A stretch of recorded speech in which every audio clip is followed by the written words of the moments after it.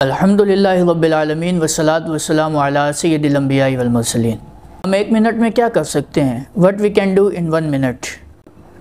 1 minute لکھنے میں یا 1 منٹ بولنے میں تو بہت چھوٹا سا وقت ہے، لیکن ہم 1 منٹ میں کیا کیا کر سکتے ہیں اور کون کون سی نیکیاں کما سکتے ہیں؟ ناظرین اکرام، ہم 1 منٹ میں بہت ساری نیکیاں کما سکتے ہیں۔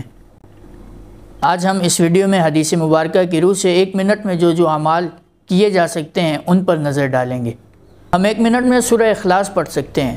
حدیث مبارکہ میں آتا ہے کہ جو بندہ 3 مرتبہ سورہ اخلاص پڑھتا ہے، اللہ تبارک و تعالی اسے 1 قرآن پاک پڑھنے کا ثواب عطا فرماتا ہے۔ ہم 1 منٹ میں لا حول ولا قوت الا باللہ پڑھ سکتے ہیں۔ حدیث مبارکہ ہے کہ لا حول ولا قوت جنت کے خزانوں میں سے ایک خزانہ ہے۔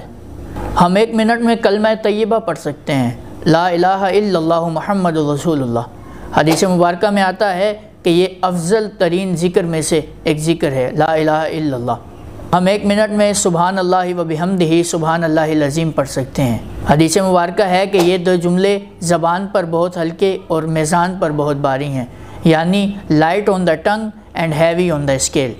ہم 1 منٹ میں درود شریف پڑھ سکتے ہیں۔ حدیث مبارکہ ہے کہ رسول رحمت صلی اللہ علیہ وآلہ وسلم نے فرمایا، جو شخص 1 مرتبہ مجھ پر درود پڑھتا ہے، اللہ تبارک و تعالی اس پر 10 رحمتیں نازل فرماتا ہے، اس کے 10 گناہوں کو معاف فرماتا ہے اور اس کے 10 درجات بلند فرماتا ہے۔ ناظرین اکرام، یہ کچھ اعمال جو ہم 1 منٹ میں کر سکتے ہیں، بہت ہی کم وقت میں بہت ہی زیادہ ثواب کما سکتے ہیں۔